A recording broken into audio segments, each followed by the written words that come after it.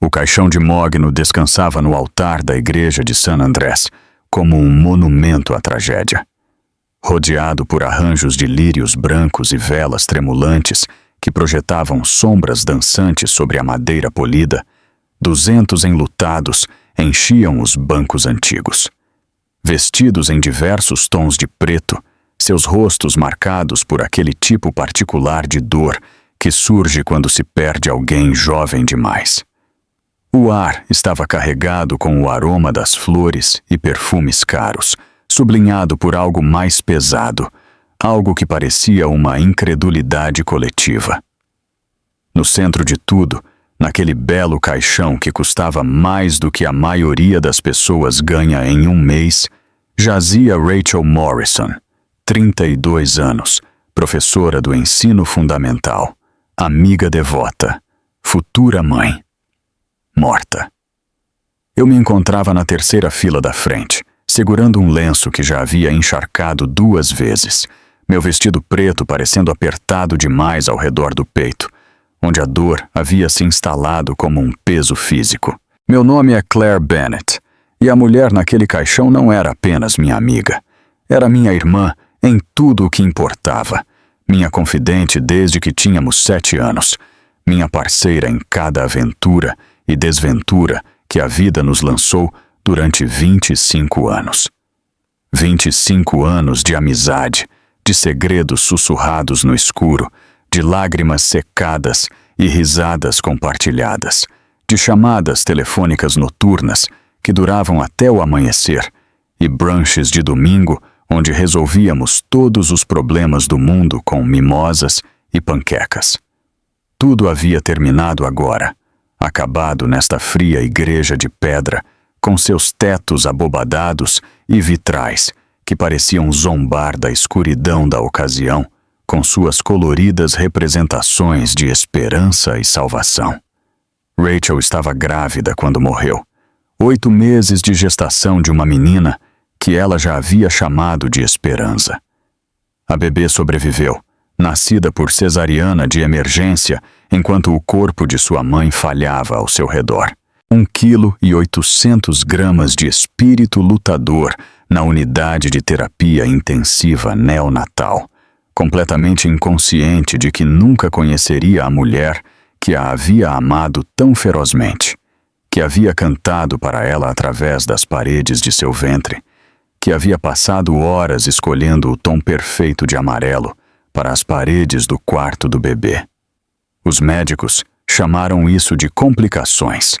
Usaram palavras como infecção inesperada, falência orgânica rápida e declínio sem precedentes. Balançavam as cabeças e falavam em tons sussurrados sobre como, às vezes, essas coisas simplesmente acontecem, como a medicina não pode explicar tudo, como haviam feito tudo o que podiam. Mas eu sabia algo que os médicos não sabiam. Sabia que Rachel estivera saudável como um carvalho durante toda a gravidez. Sabia que ela estava radiante com aquela luminosidade particular que chega às mulheres que carregam vida dentro delas. Sabia que ela tinha sido forte e vital e que estava planejando um futuro que deveria ter se estendido diante dela por décadas. E sabia, com uma certeza que se assentava no meu estômago como uma pedra, que algo estava muito, muito errado com a rapidez com que ela havia se deteriorado. O padre estava falando, sua voz um murmúrio praticado de consolo e escrituras que lavava a congregação como água morna. Ele falava do plano de Deus, do descanso eterno e da promessa de reunião no céu. Eu mal o ouvia. Meus olhos estavam fixos no caixão, no arranjo de rosas brancas drapeado sobre sua tampa. Na fotografia emoldurada colocada ao seu lado, mostrando Rachel em seu melhor momento radiante, sorrindo para a câmera com a mão descansando sobre seu ventre grávido.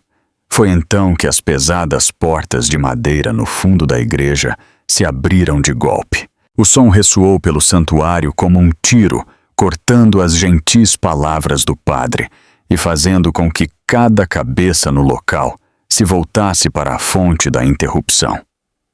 A luz do sol da tarde que entrava pela porta era cegante por um momento, silhuetando duas figuras contra seu brilho. Marcus Morrison entrou no funeral de sua esposa como se estivesse caminhando para uma reunião de negócios ligeiramente inconveniente.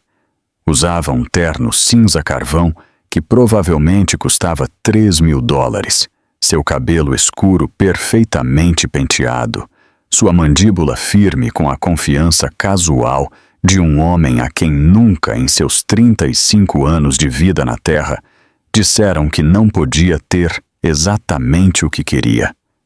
Seus ombros estavam quadrados, seu passo sem pressa, sua expressão arranjada em algo que poderia ter passado por solene se você não olhasse muito de perto para seus olhos.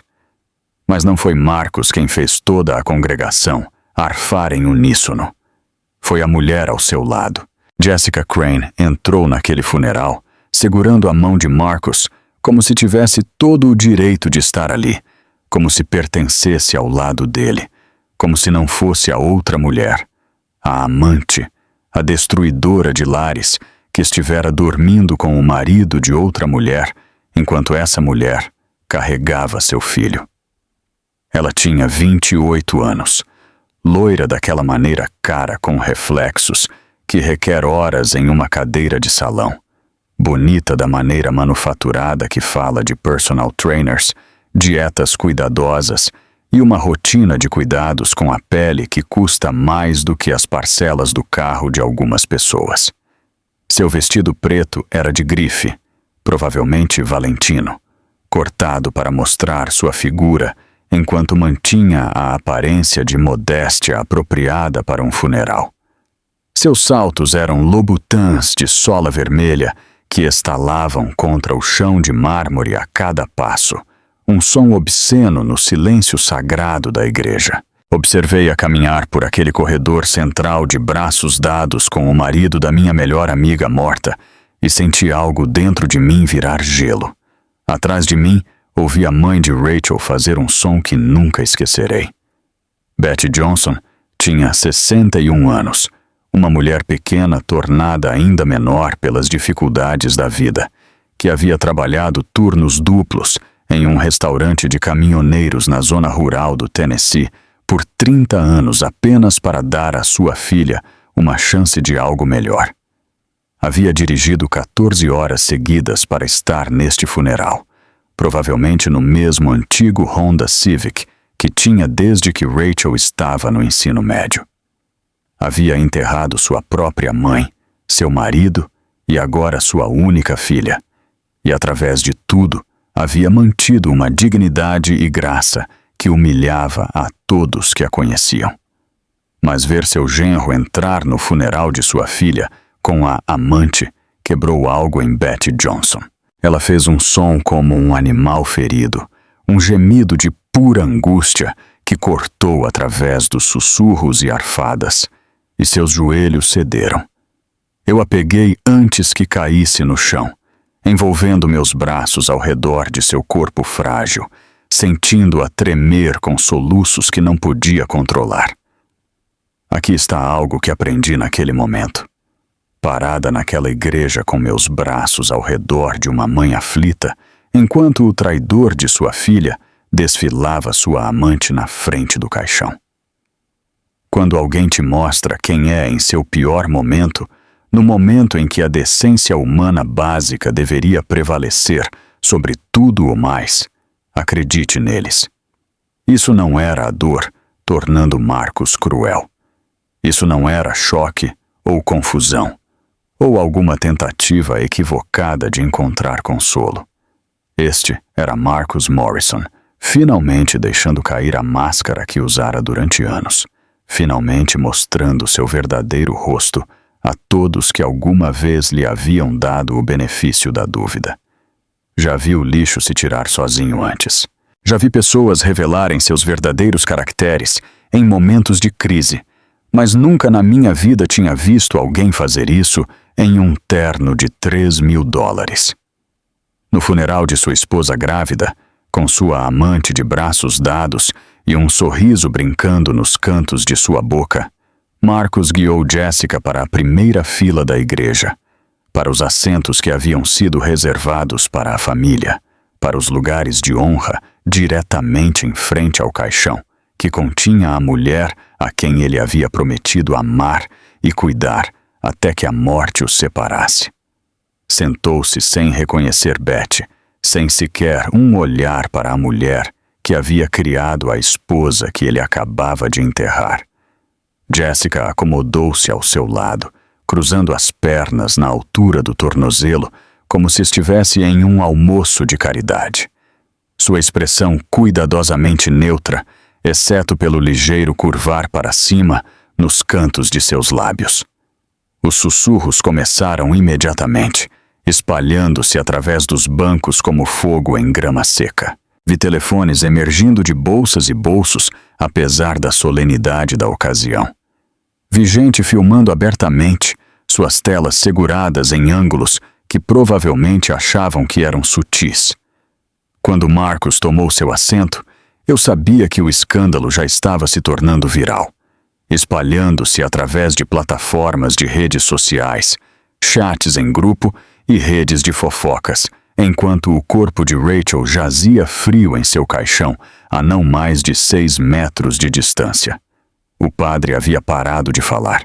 Estava de pé em seu pódio parecendo perdido, seus comentários preparados sobre a paz eterna e a misericórdia de Deus tornados absurdos pelo espetáculo que se desenrolava diante dele. Por um longo momento, ninguém parecia saber o que fazer. A tensão na igreja era tão espessa que eu podia saboreá-la, uma mistura amarga de indignação e incredulidade, e algo mais, algo que parecia quase como antecipação. Então o advogado Thomas Whitmore se levantou. Eu havia conhecido Tom Whitmore exatamente uma vez antes, 3 dias antes, quando ele havia me chamado ao seu escritório e me contado coisas sobre Rachel que eu nunca soubera. Coisas que me fizeram questionar o quão bem eu realmente conhecia minha melhor amiga. Coisas que me fizeram perceber que ela estava jogando um jogo que nenhum de nós entendia, e que as jogadas finais estavam prestes a ser feitas. Ele tinha 58 anos, distinto daquela maneira de dinheiro antigo de Connecticut, com cabelo prateado penteado para trás de uma testa alta e olhos azuis aguçados que pareciam ver tudo e não revelar nada. Havia sido advogado corporativo durante 30 anos antes de transicionar para planejamento patrimonial e tinha a autoridade tranquila de um homem que já vira de tudo e não se surpreendia com nada. Caminhou até a frente da igreja com passos medidos, seus movimentos sem pressa, sua expressão grave. O padre afastou-se sem uma palavra, cedendo o pódio a este orador inesperado. "Senhoras e senhores", disse Whitmore, e sua voz chegou a cada canto da igreja sem necessidade de se elevar. Havia algo em seu tom que fez as pessoas se sentarem mais eretas, que fez os sussurros se apagarem, que fez até Marcos levantar os olhos de seu telefone com o primeiro indício de inquietação que eu vira em seu rosto desde que atravessou aquelas portas. Antes de concluir este serviço, fui instruído pela falecida a ler seu testamento final. Aqui e agora, em frente a todos que ela amou. Ele fez uma pausa e seu olhar percorreu a congregação antes de pousar em Marcos e Jessica na primeira fila. Suas palavras seguintes foram tranquilas, mas golpearam como marteladas. E todos os que a traíram. A postura confiante de Marcos mudou quase imperceptivelmente. Ao seu lado, a mão perfeitamente manicurada de Jessica apertou-se em seu braço, seus nós dos dedos ficando brancos sob suas unhas francesinhas. Whitmore tirou do interior de sua jaqueta um envelope grosso, do tipo que os advogados usam para documentos importantes. Segurou-o no alto para que todos pudessem vê-lo. Então começou a romper o selo com cerimônia deliberada. Eu não entendia na época. Não sabia o que Rachel estava planejando, que segredos ela estivera guardando, que império estivera construindo em silêncio, enquanto todos ao seu redor viam apenas uma doce professora do ensino fundamental que fazia folhas de exercícios sobre borboletas e o ciclo de vida dos sapos.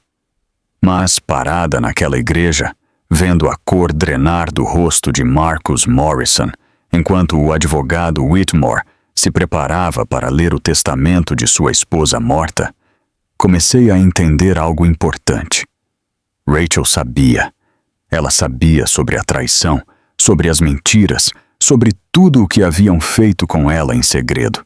E ela não havia simplesmente aceitado. Não tinha se encolhido e morrido como uma boa, pequena vítima. Ela havia se preparado. O que nenhum deles sabia, pensei, observando Marcos se mover desconfortavelmente em seu assento, enquanto 200 pessoas o olhavam com desprezo indisfarçável. O que nem mesmo eu sabia até 3 dias atrás. Rachel passou os últimos meses de sua vida construindo uma armadilha, e todos os que alguma vez a haviam machucado, todos os que alguma vez a haviam subestimado, todos os que alguma vez haviam olhado para aquele rosto doce e visto apenas fraqueza, acabavam de caminhar diretamente para ela. Para entender como chegamos a este momento, com minha melhor amiga em um caixão e a amante de seu marido sentada no banco da família como se pertencesse ali, preciso levá-los para trás. Antes da traição, dos segredos e dos planos cuidadosos traçados na escuridão. Ao princípio de uma história de amor que terminaria em tragédia e triunfo na mesma medida. Rachel Ann Johnson cresceu num parque de trailers nos arredores de uma pequena cidade na zona rural do Tennessee.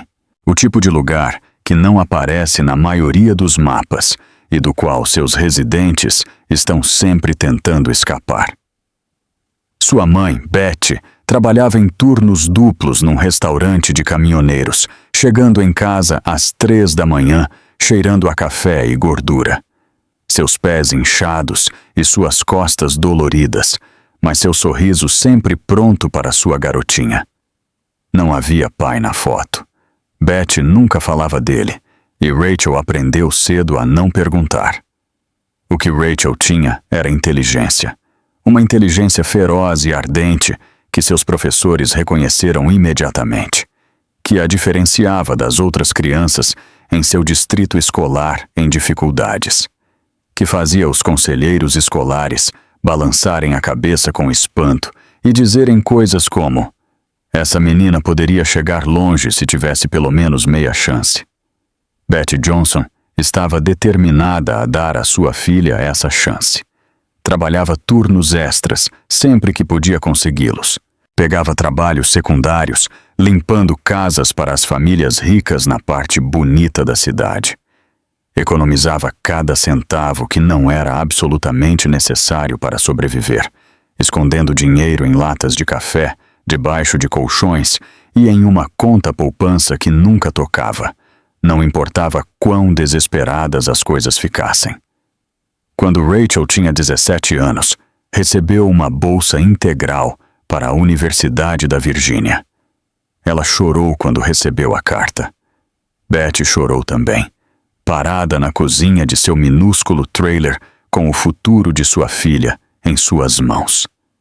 Todos aqueles anos de sacrifício finalmente significando algo. Rachel chegou à universidade com 2 malas, $300 em dinheiro e uma determinação de ter sucesso que beirava a ferocidade. Trabalhou em 3 empregos durante seu tempo na Universidade da Virgínia. Servia mesas num restaurante fora do campus, atendendo universitários com ares de superioridade que raramente deixavam gorjeta e moradores locais mais velhos que a tratavam como mobília.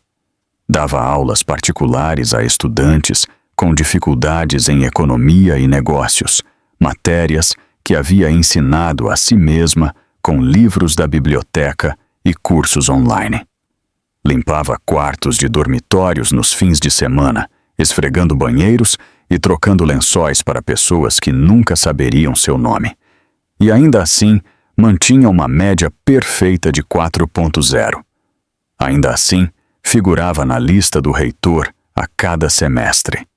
Ainda assim, se formou com honras e o respeito de cada professor que a ensinara. Foi lá que conheceu Marcus Morrison. Ele era tudo o que Rachel não era. Rico onde ela era pobre. Conectado onde ela estava isolada. Confiante da maneira que apenas as pessoas que nunca lutaram verdadeiramente podem ser confiantes. Sua família tinha dinheiro há gerações. Velha riqueza de Connecticut, construída sobre investimentos e heranças. E o tipo de networking que acontece em clubes de campo e festas em iates. Marcus estava batalhando em sua classe de economia quando Rachel foi designada para lhe dar aulas particulares. Chegou à sua primeira sessão 20 minutos atrasado, vestindo uma camisa polo que custava mais que todo o guarda-roupa de Rachel. Olhando-a como se ela fosse a criadagem. Ela deveria ter se afastado ali mesmo. Olhando para trás, sabendo tudo o que sei agora, posso ver todos os sinais de alerta que Rachel ignorou ou escolheu ignorar. A arrogância casual. A suposição de que o tempo dele era mais valioso que o dela. A maneira como olhou para o laptop dela, suas roupas, seus sapatos. E ela podia vê-lo calculando seu patrimônio líquido e achando-a deficiente. Mas Marcus Morrison não havia se tornado tão bem-sucedido sem aprender a ler as pessoas. Viu algo em Rachel naquele primeiro dia. Talvez fosse sua inteligência. Talvez fosse sua beleza. O tipo de beleza natural, que não precisava de roupas de grife ou maquiagem cara para brilhar. Ou talvez fosse algo mais sombrio. Talvez tenha visto uma mulher que havia passado toda a sua vida lutando por migalhas e pensou que ela estaria grata por qualquer migalha que ele escolhesse jogar. Ele mudou de tática. Começou a chegar na hora. Levava café para ela, lembrando como ela gostava sem que lhe dissessem 2 vezes. Fazia perguntas sobre sua vida, sua família, seus sonhos para o futuro. E ouvia as respostas com o que parecia interesse genuíno. A perseguiu incansavelmente. Aparecia no restaurante onde ela trabalhava, pedindo café que não bebia apenas para vê-la mover-se entre as mesas. Enviava flores ao seu minúsculo apartamento, arranjos extravagantes que deviam custar uma fortuna.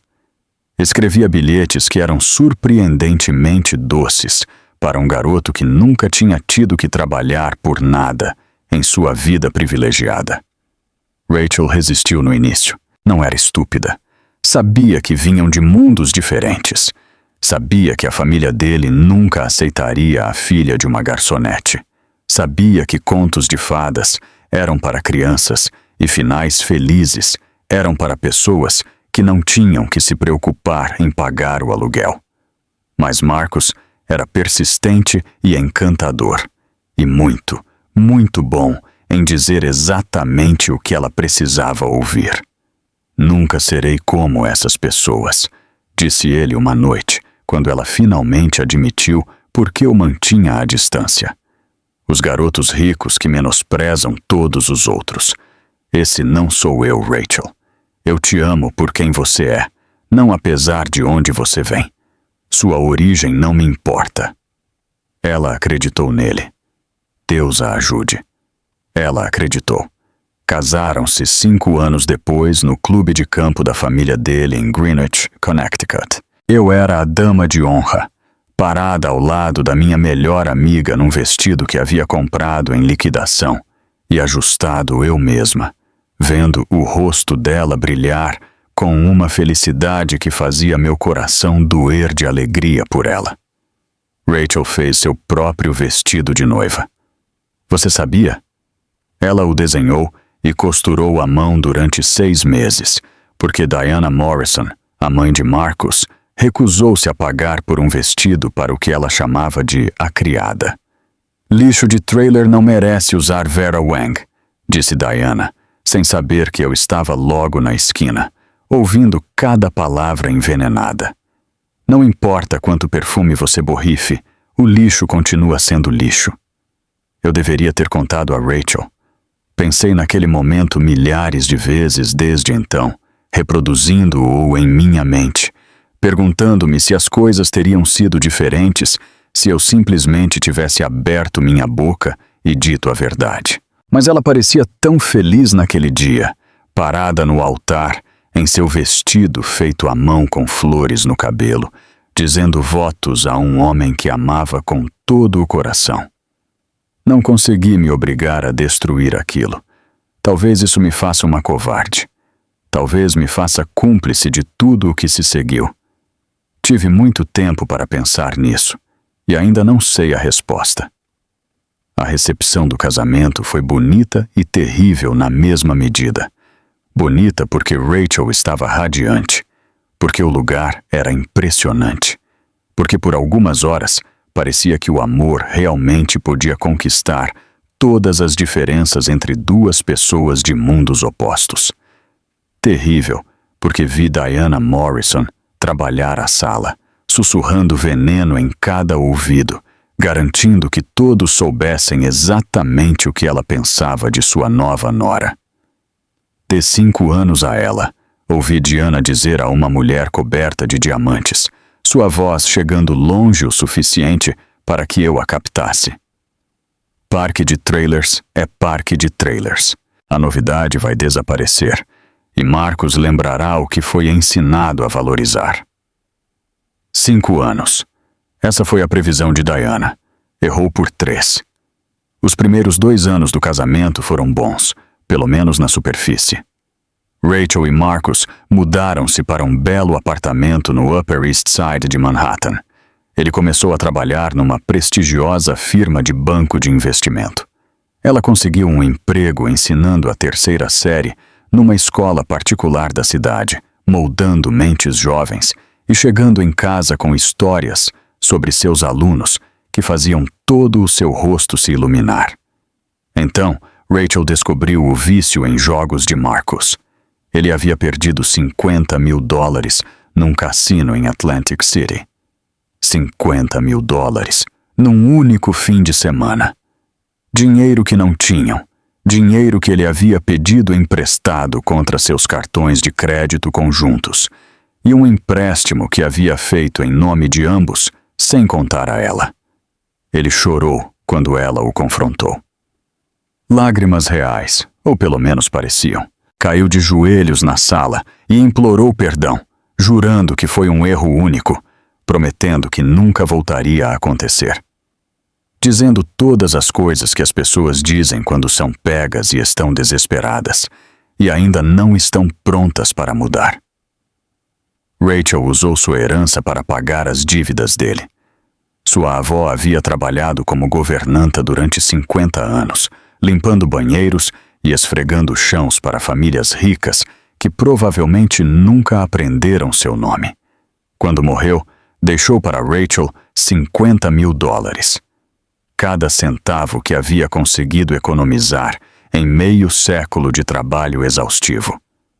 Rachel deu tudo a Marcus, sem hesitar, sem ressentimento, porque o amava, porque acreditava em seu casamento, porque pensava que isso era o que as esposas deveriam fazer. Eu disse a ela que estava louca. Estávamos sentadas no meu apartamento no Queens, bebendo vinho em canecas de café, porque eu havia quebrado todas as minhas taças durante uma mudança. E olhei-a diretamente nos olhos e disse palavras que ainda lembro exatamente. Amiga, a única coisa em que você deveria estar apostando é se ele vai lembrar do seu aniversário. Não o seu fundo de aposentadoria, não as economias de vida da sua avó, não todo o seu futuro financeiro. Ela riu e disse que eu me preocupava demais. Disse que Marcos havia aprendido a lição. Disse que todo casamento tem momentos difíceis, e este era simplesmente o deles. Queria acreditar nela. Realmente queria. Por volta dessa época, Rachel começou o que ela chamou de um pequeno passatempo. Havia criado alguns materiais de ensino para sua sala de aula, planos de aula e folhas de exercícios e atividades que seus alunos adoravam. Uma colega sugeriu que ela tentasse vendê-los online, numa plataforma chamada Teachers Pay Teachers e depois no Etsy. Só por diversão, disse Rachel. Um pouco de dinheiro extra. Talvez suficiente para pagar umas férias algum dia. Marcus descartou completamente.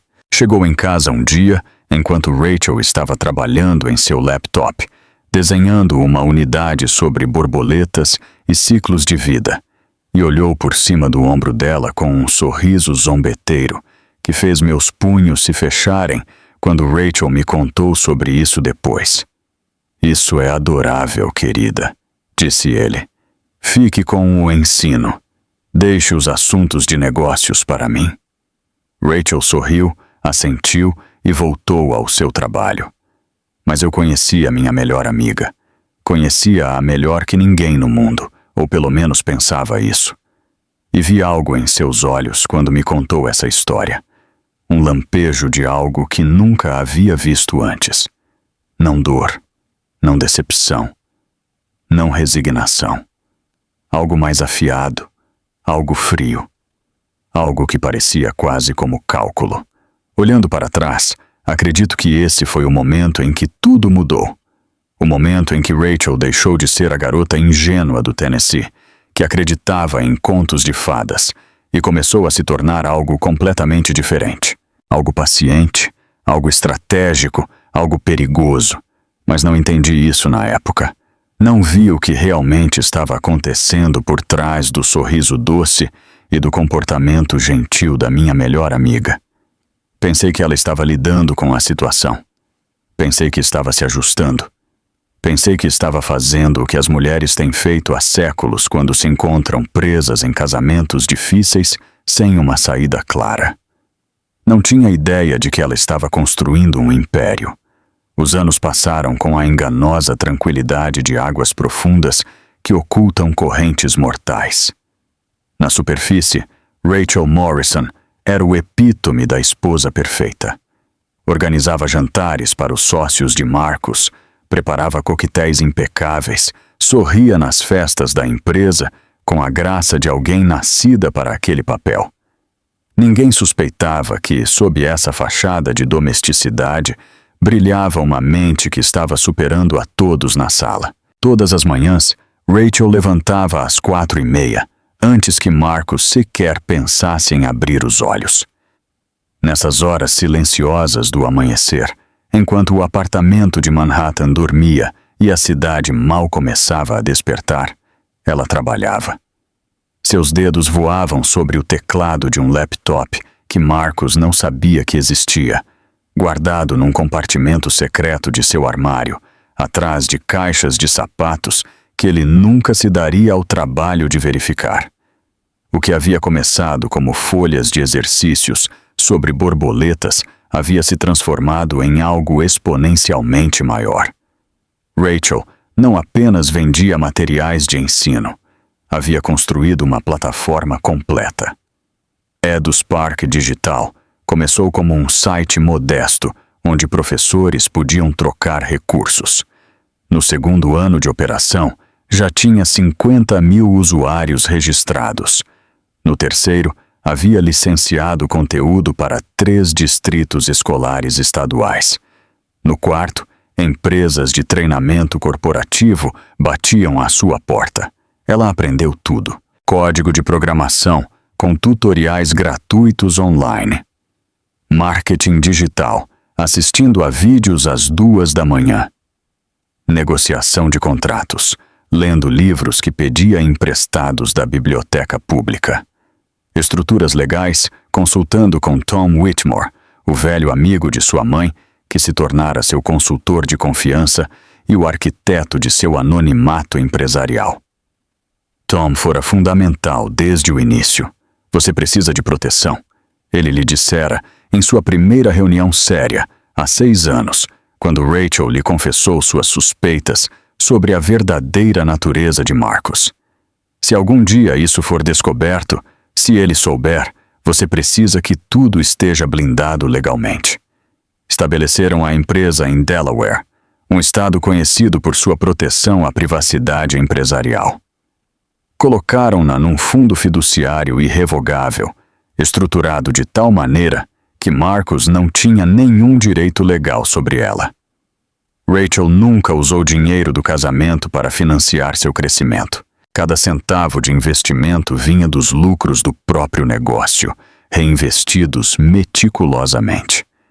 Era brilhante, era exaustivo e era completamente invisível. Marcus, enquanto isso, continuava acreditando que sua esposa era exatamente o que ele pensava que era. Uma simples professora do ensino fundamental, cujo maior feito empresarial era vender folhas de exercícios por $200 ao mês. Ele revisava obsessivamente as contas bancárias conjuntas, monitorava os gastos dela, controlava cada centavo a que ela supostamente tinha acesso. Nunca lhe ocorreu procurar o que não sabia que existia. A arrogância dos homens como Marcus era previsível. Ele assumia que, porque Rachel vinha da pobreza, porque sua mãe era garçonete, porque ele lhe dera acesso a um mundo de privilégio que ela nunca teria conhecido de outra maneira, ela era inerentemente incapaz de ser mais inteligente que ele. Seu desprezo era seu ponto cego, e Rachel o explorava sem piedade. Ela mantinha registros de tudo. Cada mentira que ele dizia, cada promessa que quebrava, cada vez que acessava as contas conjuntas sem o conhecimento dela. Instalou um registrador de teclado, Keylogger, no laptop dele 3 anos depois de descobrir seu vício em jogo, capturando cada senha, cada mensagem, cada rastro digital de sua traição. O dia que descobriu a conta de e-mail secreta foi um ponto de inflexão. Rachel estava revisando os registros do Keylogger quando encontrou algo novo. Um endereço de e-mail que não reconhecia, com uma senha que era pateticamente óbvia. O nome do cachorro da infância de Marcus, combinado com sua data de nascimento. Típico. Os homens como ele sempre pensavam que eram mais espertos do que realmente eram. O que encontrou nessa conta a congelou na cadeira. Mensagens para intermediários nas Ilhas Cayman, transferências bancárias numeradas, passaportes falsos sendo processados, passagens de avião para a Costa Rica, documentos que detalhavam exatamente quanto dinheiro Marcus planejava levar quando finalmente decidisse desaparecer. Não era apenas um homem que tinha uma aventura ou problemas de jogo. Era um homem que estava planejando metodicamente abandonar sua esposa e ficar com tudo o que podia roubar no processo. Rachel leu cada documento 3 vezes. Depois, fechou o laptop. Serviu-se de um copo d'água e sentou-se em silêncio por 1 hora, processando a magnitude do que havia descoberto. Quando finalmente se moveu, foi para pegar seu telefone e ligar para Tom Whitmore. Tom, sou Rachel. Precisamos nos encontrar. Encontrei tudo. Tom não perguntou o que significava tudo. Levava anos esperando esta ligação. Quando você pode vir? Amanhã, depois que Marcus for trabalhar. E Tom, preciso que você prepare algo para mim. Um vídeo, para ser reproduzido sob circunstâncias muito específicas. Houve uma pausa do outro lado da linha. Que tipo de circunstâncias? Rachel olhou pela janela de seu apartamento para as luzes de Manhattan, brilhando na noite. Milhares de janelas iluminadas representando milhares de vidas em desenvolvimento, cada uma com seus próprios segredos, traições e triunfos. Se algo me acontecer, disse ela finalmente, se eu não estiver aqui para dizer a verdade eu mesma, quero que todos a ouçam. Cada palavra, cada prova, cada segredo que guardei. Rachel, você está dizendo que acha que pode estar em perigo? Ela pensou em Diana Morrison, nos olhares que sua sogra lhe lançava quando pensava que ninguém estava observando, nos comentários velados sobre o quão fácil seria para alguém desaparecer e ninguém notar a diferença. Estou dizendo que aprendi a nunca subestimar as pessoas que me subestimam. E estou dizendo que se vão jogar este jogo, vou me certificar de ganhar, mesmo se não estiver aqui para ver o final. Naquela noite, Rachel começou a escrever cartas. Não para Marcus, não para Tom, para a filha que ainda não existia, mas que ela sabia no mais profundo de seu ser que algum dia teria. Cartas para cada aniversário até os 18 anos. Cartas para o primeiro dia de escola, para o primeiro coração partido, para a formatura, para o dia do casamento. Palavras de sabedoria e amor que transcenderiam qualquer coisa que pudesse lhe acontecer. Porque Rachel Morrison havia aprendido algo importante sobre a vida. Que a preparação não era pessimismo, era poder. Que esperar o melhor, mas planejar para o pior, não era covardia, era inteligência. E que as mulheres que pareciam mais vulneráveis eram frequentemente as mais perigosas, precisamente porque ninguém via sua força chegando. Continuou com sua vida dupla por mais 2 anos. Sorria para Marcus nos jantares. Assentia quando ele menosprezava seu pequeno passatempo. Atuava à parte da esposa devota enquanto sua empresa crescia para 40 milhões. Depois e esperava, porque sabia que a paciência era a arma mais poderosa que tinha. E porque sabia que quando finalmente agisse, não haveria segundas chances. O momento chegou da maneira mais inesperada, com 2 linhas cor-de-rosa num teste de gravidez e a realização de que o jogo estava prestes a mudar para sempre.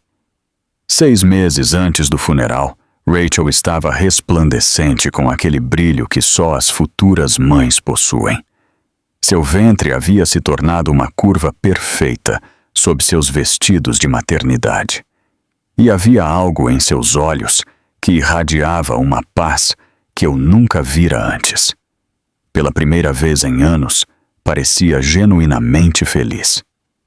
Encontramo-nos para almoçar numa quinta-feira de início de primavera, num pequeno café no Brooklyn, que servia o tipo de torrada de abacate cara demais que as influenciadoras do Instagram fingem comer. Rachel já estava lá quando cheguei, sentada numa mesa junto à janela, com a luz do sol derramando-se sobre seu rosto, parecendo uma pintura renascentista da felicidade materna. Mas algo estava errado. Pude ver no momento em que me sentei. Uma tensão ao redor de seus olhos que seu sorriso não podia esconder completamente. Uma rigidez em seus ombros que falava de noites sem dormir e decisões difíceis. Conte-me, disse eu, sem me incomodar com formalidades. Conhecíamo-nos bem demais para isso. Rachel respirou fundo. Depois, meteu a mão na bolsa e tirou um extrato de cartão de crédito. Encontrei isso semana passada, disse ela, sua voz plana. Olhe as cobranças, 3ª linha de baixo. Olhei. Uma joalheria. Tiffany & Company. Uma cobrança de $4.000 Dallas. Ele me comprou joias, disse Rachel. Exceto que não me deu nenhuma joia, nenhum colar, nenhum brinco, nenhuma pulseira. Nada. Talvez seja uma surpresa, ofereci, embora mesmo enquanto dizia soubesse o quão oco soava. Talvez ele esteja esperando uma ocasião especial. Rachel negou com a cabeça. Revistei nosso armário, suas gavetas, seu escritório em casa. Não há nenhuma caixa de joias escondida em lugar nenhum. Nenhum recibo para retirar depois. Nada. Então, para onde foram 4.300 vindos da Tiffany? Os olhos de Rachel encontraram os meus, e neles vi algo que fez meu estômago afundar. Não surpresa ou confusão, nem mesmo raiva, realmente. Resignação, como se já soubesse a resposta e só estivesse esperando que a evidência a confirmasse. Isso é o que preciso descobrir, disse ela. Não confrontou Marcus de imediato. Esse não era o estilo de Rachel, aprendi. Havia passado anos demais vendo sua mãe navegar situações difíceis com graça e estratégia. Anos demais aprendendo que conhecimento é poder e que a pessoa que age primeiro nem sempre é a pessoa que ganha. Em vez disso, contratou um investigador particular. Chamava-se Mike Callahan, um detetive aposentado da polícia de Nova York que se especializava no que delicadamente chamava de vigilância doméstica. Rachel lhe pagou com dinheiro de seu negócio de materiais de ensino, que me disse que estava indo muito bem nestes dias. Não pensei muito nesse comentário na época. Muito bem podia significar qualquer coisa. Uns poucos centenas de dólares por mês. Suficiente para cobrir os honorários do investigador sem recorrer às contas do lar que Marcus monitorava obsessivamente. Não tinha ideia do que muito bem realmente significava. Não ainda. As fotografias chegaram dentro de uma semana. Rachel me ligou numa quarta-feira à noite. Sua voz firme daquela maneira particular, que significava que se mantinha unida por pura força de vontade. Você pode vir? Marcus está trabalhando até tarde. Preciso que veja algo. Peguei o metrô até seu apartamento no Upper East Side, aquele lugar lindo com seus tetos altos e sancas que eu sempre invejara secretamente. Rachel me recebeu na porta com olhos avermelhados e um envelope pardo apertado contra o peito, como se contivesse algo perigoso. E continha. Estendeu as fotografias sobre a mesa de jantar, colocando-as com mãos trêmulas. Marcus e uma mulher loira, num restaurante em Tribeca. Suas cabeças inclinadas juntas, a mão dele cobrindo a dela sobre a toalha branca. Marcus e a mesma mulher, num hotel boutique no Sorro, entrando no saguão abraçados. Marcus e a mulher, numa praia em algum lugar. Martha's Vineyard, segundo a localização geográfica. Caminhando de mãos dadas ao longo da orla, como recém-casados. A mulher era Jessica Crane, 28 anos, associada júnior na firma de investimentos de Marcus. 87 mil seguidores no Instagram, onde publicava vislumbres cuidadosamente curados de uma vida glamourosa, que agora me dava conta o marido da minha melhor amiga estava financiando. Há quanto tempo? Perguntei, embora não tivesse certeza de querer saber a resposta. O investigador acha que pelo menos 8 meses, disse Rachel. Talvez mais, desde antes de eu engravidar. Talvez desde antes de eu saber que ia ter um bebê. Sentamo-nos em silêncio por um longo momento, as fotografias estendidas entre nós como evidência na cena de um crime. O que de certo modo eram. O que você vai fazer? A mandíbula de Rachel se tensou. Vou pensar, vou planejar, e depois vou me certificar de que, quando agir, esteja pronta para o que vier depois.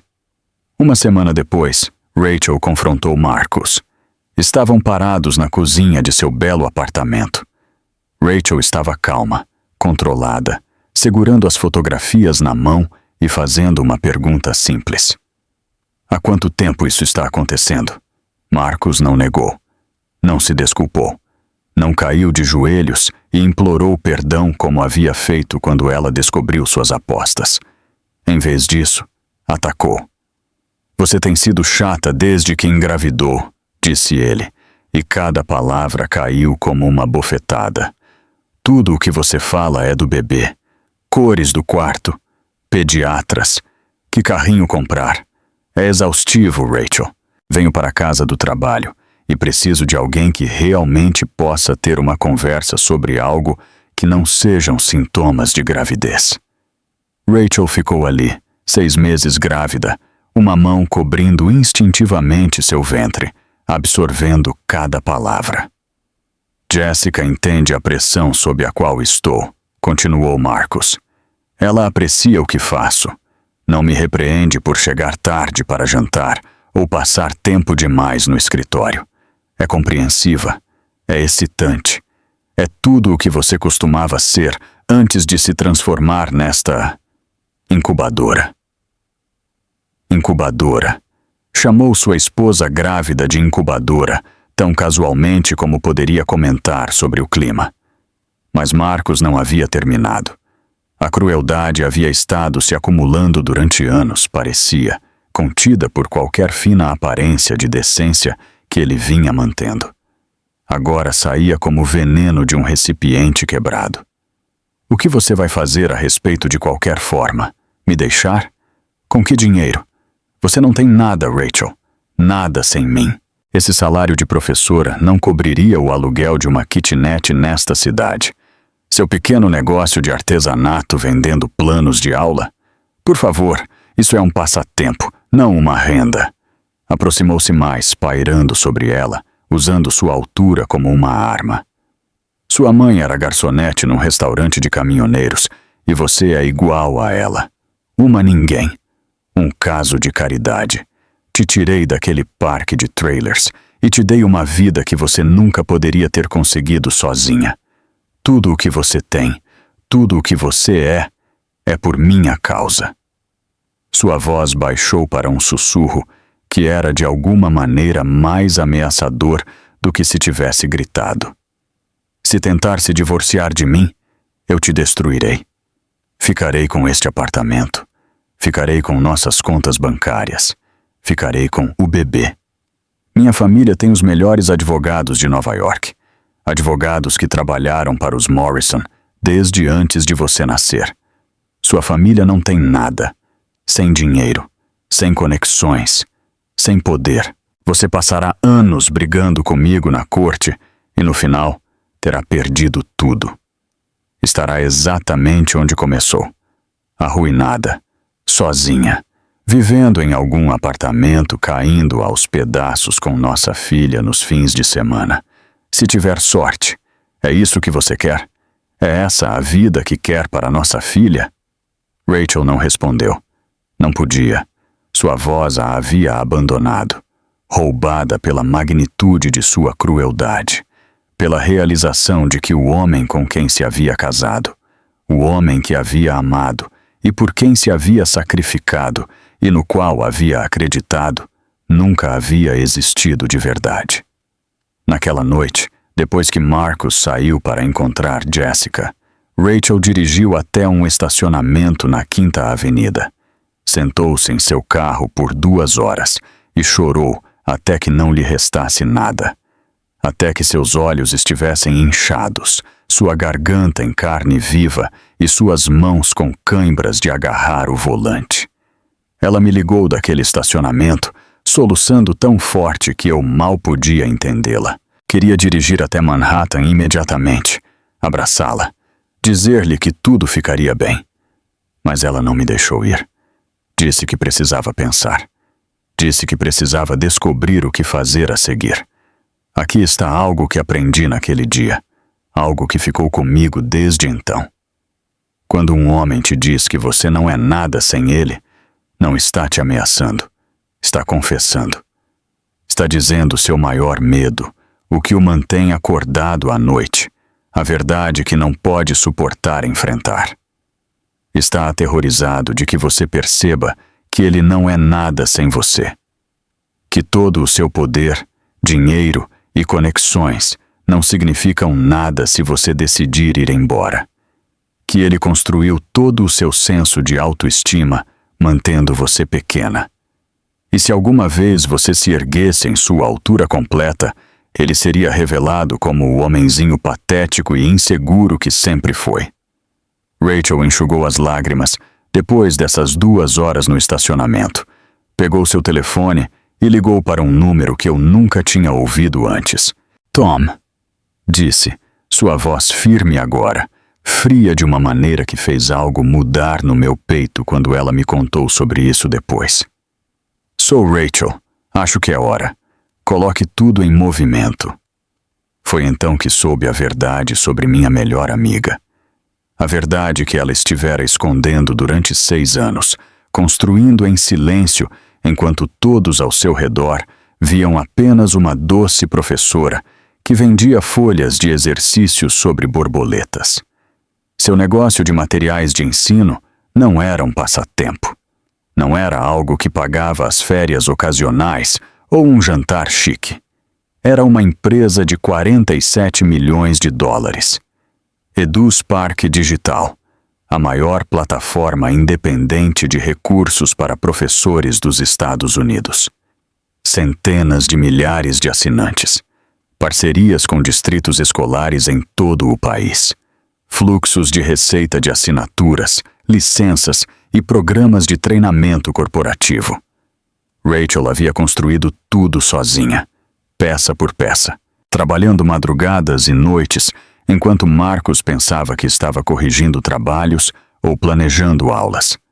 Havia incorporado a empresa em Delaware antes de se casar, colocando tudo num fundo irrevogável que seu marido não podia tocar. Havia contratado funcionários, negociado contratos, tomado decisões estratégicas que haviam transformado seu pequeno passatempo num império. E Marcus não tinha ideia, nenhuma. Ele pensava que ela ganhava $200 por mês vendendo folhas de exercícios. Pensava que ela não era nada sem ele. Pensava que tinha todo o poder em seu casamento, que podia ameaçá-la com pobreza e batalhas de custódia, e saber que ela não tinha outra escolha a não ser obedecer. Estava prestes a aprender o quão errado estava.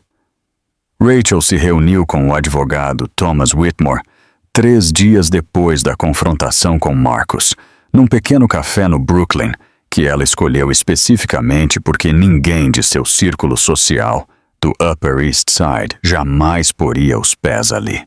Eu também estava lá, por sua insistência. Disse que precisava de uma testemunha. Alguém em quem confiasse absolutamente, que pudesse verificar que tudo o que estava prestes a fazer era legal, documentado e irreprochável. Tom Whitmore conhecia a mãe de Rachel há décadas. Havia trabalhado num caso no restaurante de Betty anos atrás, quando era um jovem promotor, ganhando experiência com crimes de cidade pequena. Betty o havia alimentado com café e bolo, e o ouvido reclamar das longas horas e dos acusados ingratos, e haviam formado uma amizade improvável que durara desde então. Quando Rachel precisou de conselho legal sobre iniciar seu negócio, chamou Tom. Quando precisou de ajuda estruturando sua empresa para protegê-la de um marido de quem já começava a suspeitar, chamou Tom.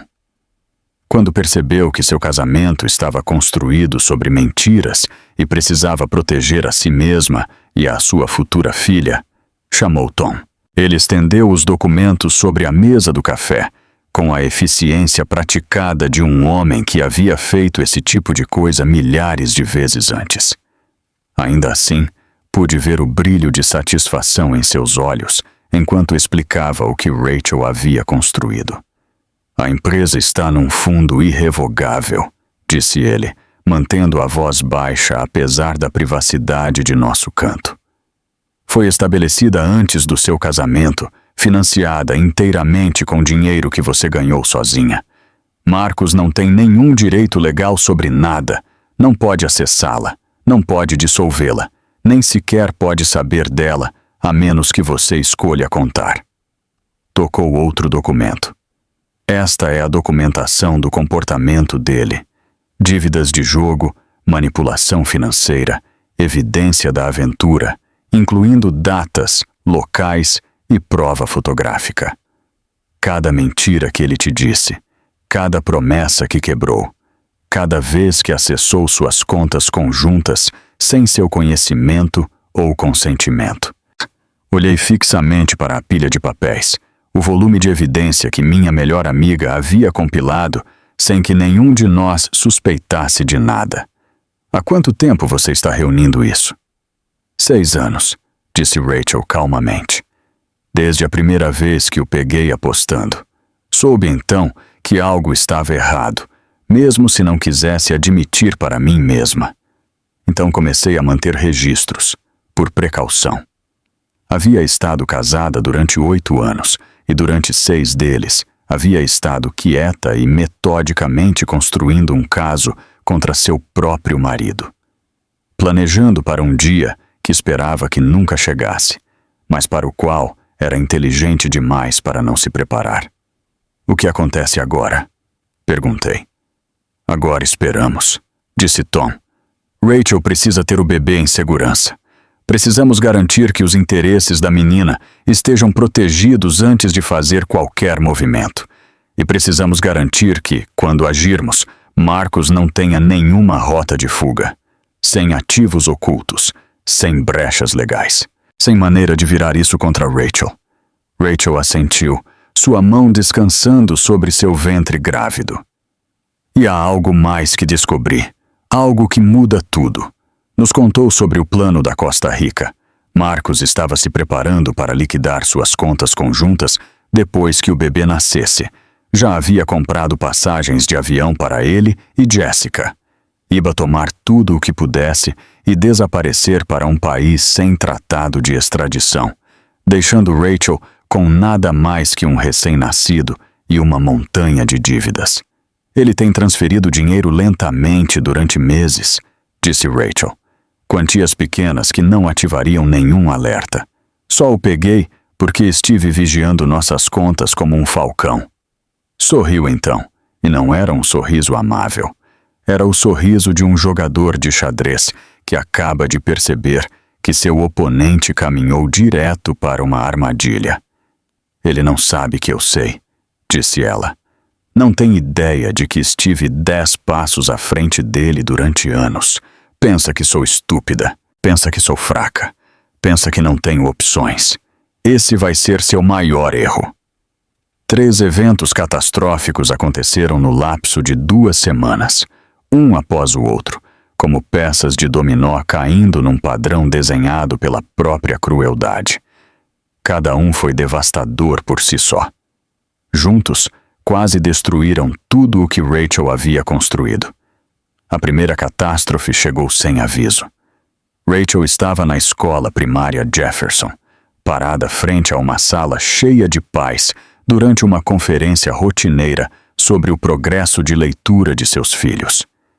Estava no meio de explicar a melhora de um estudante particularmente atrasado quando sentiu uma dor aguda no abdômen, seguida de um jorro de calor entre as pernas. Olhou para baixo e viu sangue se espalhando pelo chão. As horas seguintes foram uma neblina de sirenes, corredores de hospital e médicos falando em tons urgentes. Cesariana de emergência às 32 semanas. O bebê era muito prematuro. A placenta havia se descolado. Precisavam operar imediatamente ou perderiam as duas. Esperanza Morrison nasceu às 4h15 da tarde de uma quinta-feira chuvosa de setembro.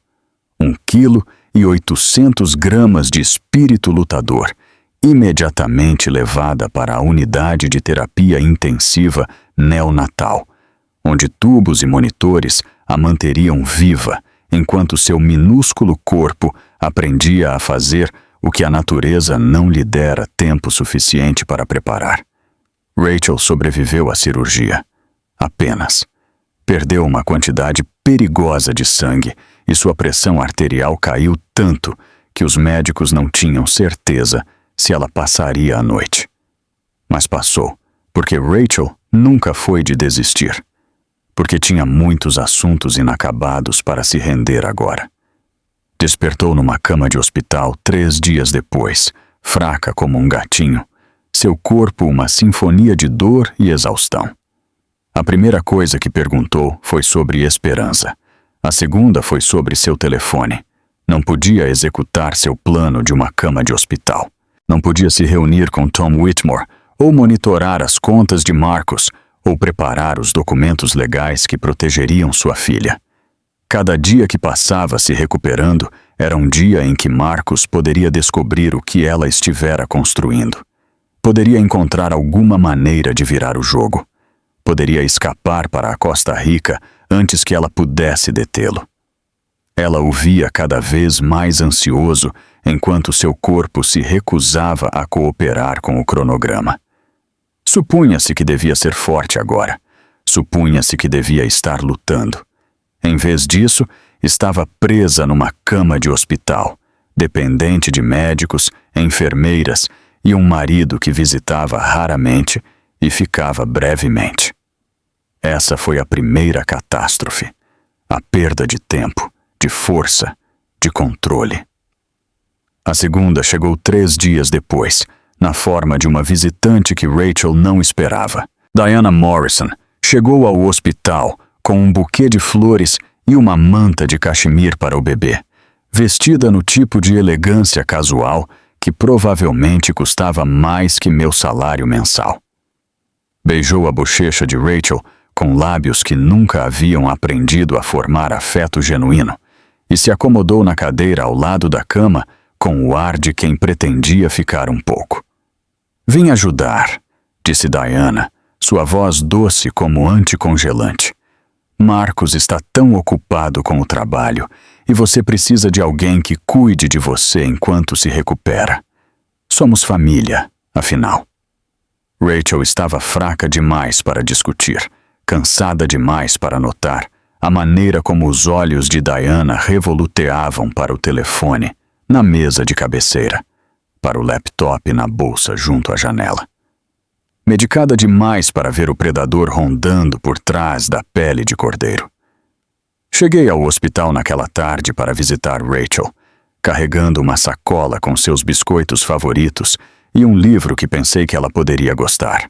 Empurrei a porta de seu quarto, esperando encontrá-la sozinha ou talvez com uma enfermeira revisando seus sinais vitais. Em vez disso, encontrei Diana Morrison, inclinada sobre a mesa de cabeceira de Rachel, o telefone de Rachel nas mãos, rolando por algo na tela com intensa concentração. Rachel estava dormindo. As máquinas ao lado de sua cama apitavam constantemente, bombeando medicamentos que a mantinham sedada enquanto seu corpo sarava. Não tinha ideia do que estava acontecendo a menos de 1 metro de sua forma inconsciente. "Diana", disse eu, e minha voz saiu afiada o suficiente para cortar vidro. Ela levantou os olhos e por apenas um momento vi algo neles. Triunfo, satisfação, o olhar de uma caçadora que finalmente encurralou sua presa. Então desapareceu, substituído por um sorriso agradável e uma expressão inocente que teria enganado qualquer um que não estivesse olhando cuidadosamente. "Claire, querida", só estava verificando se Rachel havia recebido alguma mensagem importante. Sabe como ela se preocupa com aquele pequeno negócio dela. Deixou o telefone e recolheu suas coisas com graça, sem pressa. "Tenho que ir, mas voltarei amanhã. Certifique-se de que ela descanse." Saiu do quarto como se não tivesse feito nada de errado, deixando para trás apenas o leve aroma de perfume caro e a fria certeza no meu estômago de que algo terrível acabara de acontecer. Agarrei o telefone de Rachel no momento em que Diana saiu. Não sabia sua senha, mas podia ver os aplicativos recentes na tela de bloqueio. E-mail, notas, documentos, todos acessados na última hora. Despertei Rachel e contei tudo. A cor foi drenada de seu rosto enquanto eu falava. Suas mãos tremeram enquanto pegava o telefone de minhas mãos e olhava seu histórico, vendo todas as coisas que Diana havia acessado. E-mails sobre o divórcio, mensagens para Tom Whitmore, documentos que faziam referência a Edus Park e sua avaliação de $47 milhões. "Ela sabe", sussurrou Rachel. "Ela sabe tudo." E Diana ligou para Marcos naquela noite. Descobrimos depois o que ela lhe disse, quando as peças finalmente se encaixaram. Contou-lhe sobre a empresa secreta de Rachel, sobre os papéis do divórcio sendo preparados, sobre a evidência que Rachel havia reunido contra ele. Contou-lhe tudo. E Marcus Morrison chegou ao hospital na manhã seguinte como uma tempestade tocando a terra. Irrompeu no quarto de Rachel enquanto ela tentava amamentar Esperança pela primeira vez. Seu corpo ainda fraco, sua mente ainda nublada pela medicação. A bebê não estava pegando corretamente, e Rachel estava chorando de frustração. E então, de repente, seu marido estava lá, pairando sobre sua cama com fúria nos olhos. Acha que pode me deixar? Sua voz era um silvo, baixo o suficiente para que as enfermeiras lá fora não ouvissem, mas vicioso o suficiente para tirar sangue. Acha que seu pequeno site de professora me assusta? Sei tudo agora, Rachel. Minha mãe me contou tudo. Inclinou-se mais perto. Perto o suficiente para que ela pudesse cheirar o café em seu hálito. Vou te enterrar na corte. Vou levar a esperança. Minha mãe testemunhará que você é mentalmente instável, que a gravidez quebrou seu cérebro, que você não está apta para cuidar de uma criança.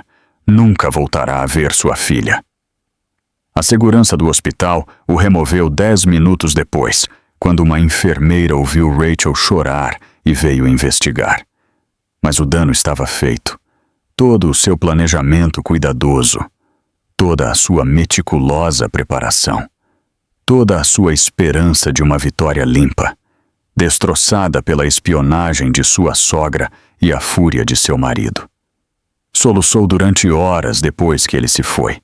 Segurou Esperança nos braços e chorou até não lhe restar nada, até seus olhos estarem inchados, fechados e sua voz ter sumido, e os monitores ao lado de sua cama começaram a apitar em alarme. Essa foi a segunda catástrofe, a perda do segredo, da surpresa, da vantagem. A terceira foi a pior de todas. A condição de Rachel piorou dramaticamente durante os dias seguintes. Uma infecção, disseram os médicos, embora parecessem desconcertados por sua agressividade. A encheram de antibióticos, mas nada parecia ajudar. Sua febre disparava.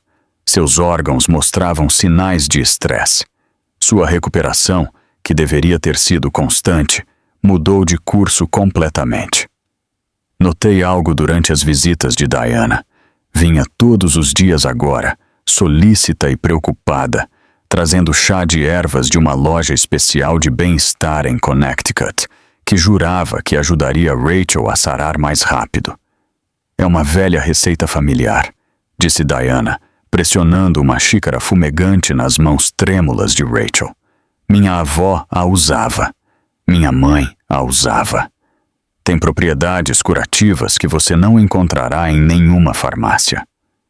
Rachel bebia para ser educada, para manter a paz, para evitar outra confrontação enquanto estava fraca demais para se defender. Na noite após a terceira visita de Diana, os monitores de Rachel começaram a gritar. Código azul! Uma voz pelo interfone. Carrinho de emergência para o quarto 417. Eu estava na sala de espera quando aconteceu, cochilando numa cadeira desconfortável, porque tinha me recusado a deixar o hospital por 3 dias. Ouvi o anúncio e soube, de alguma maneira simplesmente soube, que era Rachel. Corri para o quarto dela e pressionei meu rosto contra o vidro, observando impotente enquanto médicos e enfermeiras se arremolinhavam ao redor de sua cama. Seu coração havia parado. Seus órgãos estavam falhando um a um. Estava morrendo bem na minha frente. E não havia nada que eu pudesse fazer, exceto ficar lá e rezar a um Deus em quem já não tinha certeza se acreditava. Trouxeram-na de volta 2 vezes. Na segunda vez, não tinham certeza se ela sobreviveria, mas sobreviveu.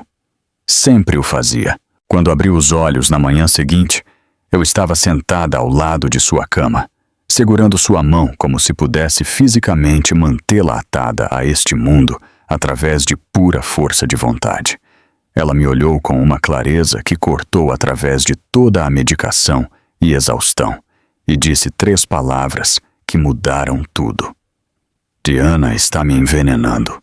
Rachel, comecei, pronta para descartar como paranoia, como a febre falando, como qualquer coisa, exceto o que meu instinto já estava me gritando. Guardei a xícara. A voz de Rachel era fraca, mas certeira. A última xícara de chá que ela me trouxe está na gaveta da minha mesa de cabeceira. Mande analisar, Claire, e guarde amostras do meu sangue e cabelo do hospital. Cadeia de custódia documentada. Agarrou meu pulso com surpreendente força. Não vou conseguir, Claire. Posso sentir. O que quer que ela esteja me dando está ganhando. Mas não vou deixar que ganhem. Não, Diana. Não, Marcos. Nenhum deles. Rachel me fez prometer naquele dia. Prometer que reproduziria o vídeo que ela havia gravado. Prometer que me certificaria de que todos estivessem assistindo quando a verdade saísse. Prometer proteger Esperança, não importa o que acontecesse depois. Fiz essas promessas e pretendia cumprir cada uma delas. Simplesmente não sabia ainda o que mantê-las custaria. Rachel foi transferida para cuidados paliativos numa manhã chuvosa de terça-feira, 3 semanas após o nascimento de Esperança. A infecção havia se espalhado apesar de cada antibiótico que os médicos haviam tentado. Seus órgãos estavam falhando em câmera lenta, desligando-se um a um como luzes apagando numa casa ao fim de uma festa. Os médicos estavam desconcertados, frustrados. Uma mulher saudável de 32 anos não deveria se deteriorar tão rápido. Diziam, deve haver algo que está nos escapando. Eu sabia o que estava lhes escapando. Havia enviado a xícara de chá para um laboratório privado para análise, usando dinheiro que Rachel havia insistido que eu pegasse de uma conta secreta que mantinha para emergências. Os resultados levariam tempo que Rachel não tinha. Mas eu sabia em minhas entranhas o que mostrariam. Diana Morrison estivera envenenando sua nora. Lentamente, metodicamente, com a paciência de alguém que estivera planejando isso durante meses, talvez anos. A detetive Sarah Brennan me encontrou na lanchonete do hospital no dia anterior à transferência de Rachel para o hospício. Era uma mulher dura, 45 anos com 20 na força policial. O tipo de rosto curtido e olhos aguçados, que vinham de ver demais do pior da humanidade e de alguma maneira seguir em frente. Conheci a mãe dela, disse Brennan, acomodando-se na cadeira à minha frente com uma xícara de café que parecia estar na cafeteira há horas. Betty Johnson. Trabalhei num caso no restaurante dela anos atrás, quando era novata na academia e ainda acreditava que podia salvar o mundo. A mulher mais doce que já conheci. A filha dela também, pelo que me lembro. Tomou um gole de seu terrível café e estudou meu rosto. Algo não está certo aqui. Mulheres grávidas, saudáveis, não se deterioram assim.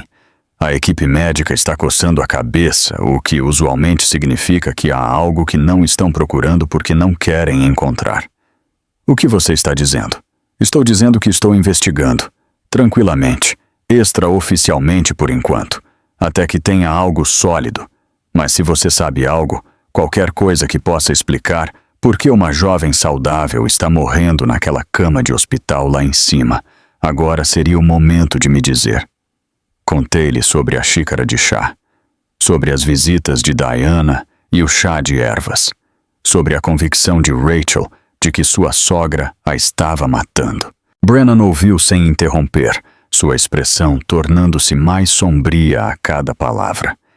Consiga-me esse relatório do laboratório, disse quando terminei, e qualquer outra coisa que Rachel documentou. Se isso é o que acho que é, vamos precisar de cada peça de evidência que pudermos conseguir.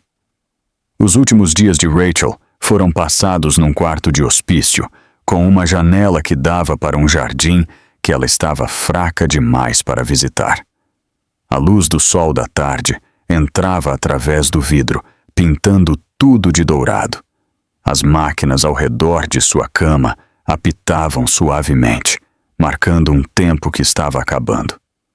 Sentei-me com ela todos os dias, segurando sua mão, falando de nada e de tudo. Às vezes estava lúcida, tão afiada como sempre, apesar das drogas e dos órgãos falhando. Outras vezes divagava, murmurando sobre borboletas e planos de aula, e uma menina chamada Esperança, a quem nunca veria crescer. No seu último dia lúcido, me fez prometer de novo. Escrevi cartas, me disse, sua voz apenas acima de um sussurro. Para a Esperança, para cada aniversário, até que tenha 18. Primeiro dia de escola, primeiro coração partido, formatura, dia do casamento. As lágrimas rolaram por minhas bochechas. Rachel, comecei, mas ela apertou minha mão com surpreendente força. Deixe-me terminar. Escrevi cartas para tudo, tudo o que vou perder, tudo o que queria dizer a ela. Minhas palavras estarão lá mesmo quando eu não puder.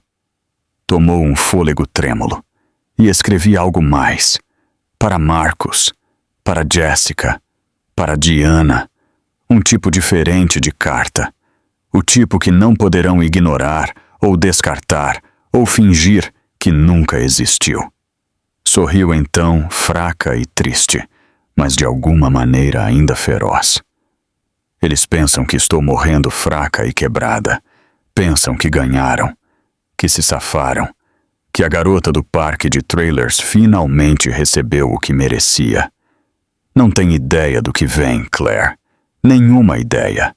Passei 6 anos construindo um império de 47 milhões de dólares, enquanto meu marido pensava que eu estava fazendo folhas de exercícios sobre borboletas e o ciclo de vida dos sapos. Eu o superei em cada virada, e ele nem sequer soube que estávamos num jogo. Se isso não é material de esposa, não sei o que é. Riu suavemente e depois tossiu, todo o seu corpo tremendo com o esforço. Prometa-me que reproduzirá o vídeo. Prometa-me que todos estarão assistindo. Especialmente Diana. Especialmente Marcos. Especialmente sua princesa do Instagram. Prometo, disse eu, e falava sério com cada fibra do meu ser. Prometa-me que cuidará de Esperança. Cria para ser forte. Conte-lhe sobre mim, a verdadeira eu, não a vítima em que tentarão me transformar. Diga-lhe que lutei até o fim. Prometo. Prometa-me que terminará o que comecei. Há uma pasta no escritório de Tom Whitmore. Fase 2. Está etiquetada. Se Marcos alguma vez ameaçar Esperança, se alguma vez tentar tomar o que é dela, abra essa pasta e queime-o até as cinzas. Prometo, Rachel. Te prometo tudo. Morreu às 3h47 da manhã de uma fria terça-feira de outubro. Eu era a única ali, segurando sua mão, enquanto os monitores se aplanavam e o quarto ficava em silêncio. As enfermeiras iam e vinham. O capelão do hospício disse palavras que não ouvi. Lá fora, a chuva que havia estado caindo o dia todo finalmente parou, e o primeiro indício do amanhecer começou a clarear o céu. Suas últimas palavras foram um sussurro tão suave que quase as perdi. Faça com que olhem, Claire, cada um deles. Pretendo fazer isso, disse a ela, embora já tivesse partido. Pretendo fazer isso. O advogado Thomas Whitmore estava no pódio da igreja de San Andrés com um envelope em suas mãos calejadas, e 200 pessoas prenderam a respiração esperando ver o que Rachel Morrison havia deixado para trás. Marcos estava sentado na primeira fila com Jessica ao seu lado, parecendo mais aborrecido do que preocupado. Havia esperado que isso fosse uma formalidade, uma leitura rápida de um testamento simples que deixaria tudo para ele como o cônjuge sobrevivente. Não tinha ideia do que vinha. Eu, Rachel Ann Morrison, em pleno uso de minhas faculdades mentais, pela presente declaro que este é meu último testamento. A voz de Whitmore era firme, chegando a cada canto da igreja. Leu o preâmbulo lentamente, deliberadamente, prolongando a tensão de uma maneira que fazia até eu querer gritar para ele continuar.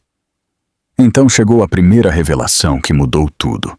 A minha filha, Esperança Elizabeth Morrison, Deixo a totalidade de minhas ações na EduSpark Digital, uma empresa que fundei e construí do nada durante o curso de 6 anos. Estas ações estão num fundo irrevogável para serem administradas por minha amiga e única curadora Claire Bennett, até que Esperança complete 25 anos. Fez uma pausa, deixando que isso fosse assimilado. No momento da minha morte, a EduSpark Digital estava avaliada em 47 milhões de dólares. As projeções atuais estimam que a empresa alcançará 80 milhões em valor dentro de 2 anos. O arfar que percorreu a igreja foi audível. A cabeça de Marcos levantou-se de golpe, sua expressão mudando de tédio para confusão e para algo parecido com o terror. Isso é impossível, disse ele, alto o suficiente para que todos ouvissem. Ela vendia planos de aula. Ganhava $200 por mês. Whitmore o olhou com o desprezo paciente de um professor, dirigindo-se a um estudante particularmente lento. A senhora Morrison era a única proprietária e diretora executiva da EduSpark Digital, a maior plataforma independente de recursos para professores dos Estados Unidos. A empresa foi estabelecida antes de seu casamento e mantida numa estrutura de fundo que proporcionava completa separação legal dos bens matrimoniais. O senhor nunca foi informado de sua existência porque a senhora Morrison escolheu não informá-lo. Diana Morrison pôs-se de pé num salto. Isso é fraude. Ela ocultou bens do marido. Isso é ilegal. É completamente legal, respondeu Whitmore calmamente. A empresa foi estabelecida antes do casamento. Todo o crescimento foi financiado através dos próprios lucros da empresa, não de fundos matrimoniais. Tenho documentação que remonta a 6 anos que prova que a senhora Morrison construiu esta empresa independentemente, sem nenhuma contribuição do Sr. Morrison. Talvez devesse se sentar, senhora Morrison. Diana não se sentou. Ficou ali, tremendo de raiva, até que Marcos a puxou de volta para seu assento. Marcos tentou se recuperar. Pude vê-lo se recompondo, endireitando a gravata, forçando sua expressão para algo mais calmo. Tudo bem, disse ele. O que for. Como pai de Esperança, administrarei o fundo até que ela atinja a maioridade. O dinheiro fica na família. Whitmore não piscou. Não terminei, Sr. Morrison, e acredito que o que vem a seguir abordará sua suposição sobre os direitos parentais. Pressionou um botão num controle remoto e uma tela desceu atrás do caixão. O rosto de Rachel apareceu, filmado em sua cama de hospício apenas dias antes de sua morte. Parecia terrível, magra e pálida, olheiras escuras sob os olhos, seu corpo visivelmente falhando. Mas seus olhos estavam vivos, ferozes, quase divertidos, de uma maneira que fez meu coração apertar de orgulho e dor na mesma medida. Olá, Marcos. Sua voz era fraca, mas clara através dos alto-falantes. Jessica, Diana, se estão vendo isso, eu parti, e provavelmente se sentem bastante confiantes agora. Fez uma pausa, deixando que isso fosse assimilado. Surpresos com o dinheiro, claro, mas pensam que vão resolver. Pensam que conseguirão a Esperança. Controlarão o fundo. Encontrarão alguma brecha legal que seus advogados caros deixaram passar. Pensam que ganharam. Porque sempre pensam que ganharam. Porque pessoas como vocês não podem imaginar um mundo onde alguém como eu os supere. Outra pausa. Um sorriso que fez minha pele se arrepiar. Não tem ideia do que vem. Então sentem-se, calem-se e prestem atenção. A aula começou. O vídeo continuou. E a cada momento que passava, os alicerces de Marcos, Jessica e Diana Morrison desmoronavam um pouco mais. Jessica, disse Rachel, quero te agradecer. Sei que soa estranho, mas me escute. Quando descobri pela primeira vez sua aventura com meu marido, fiquei devastada. Chorei durante 3 dias seguidos.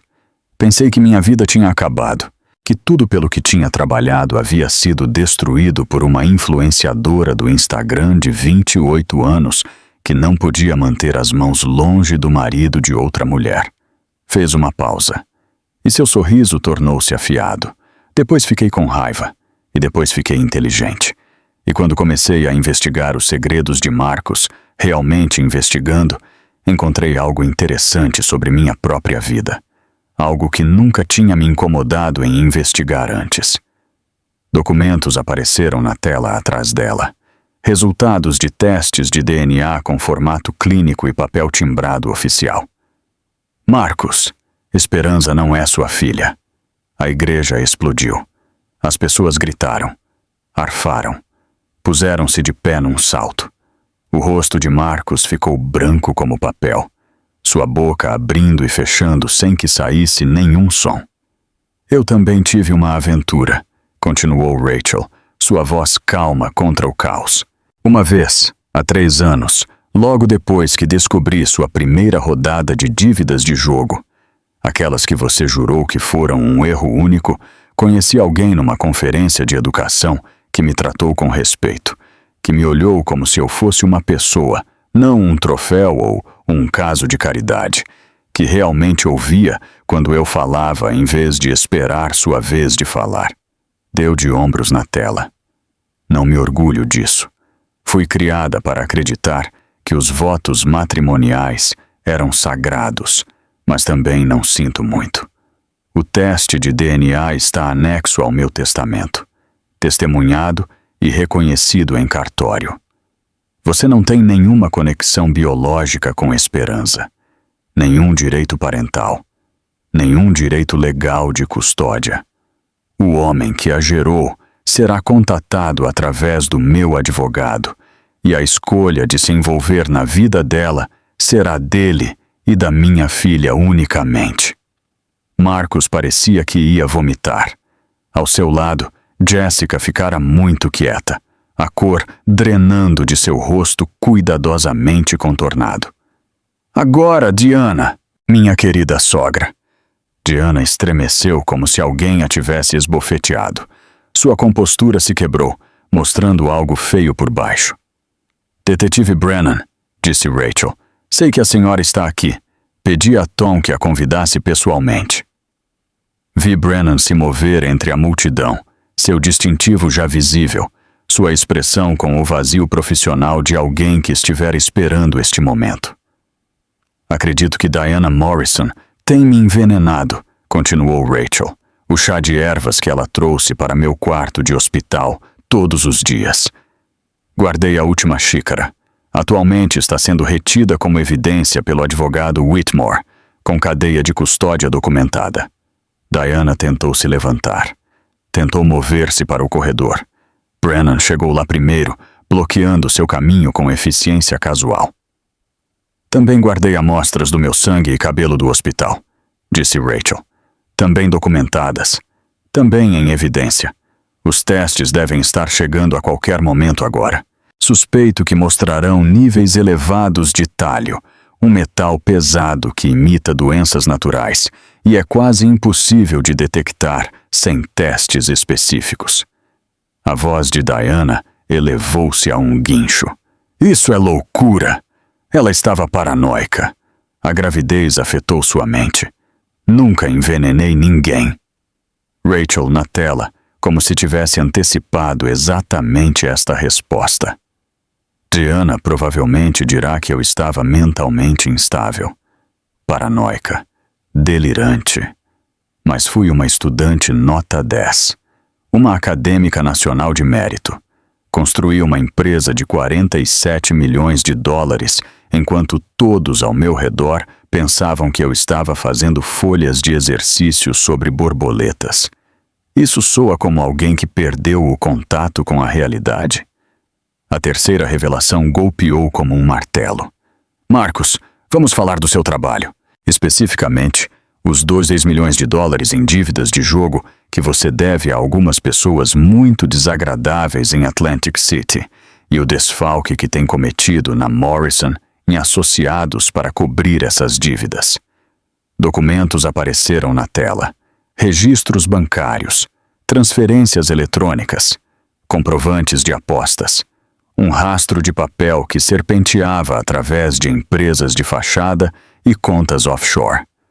Tudo meticulosamente documentado e anotado.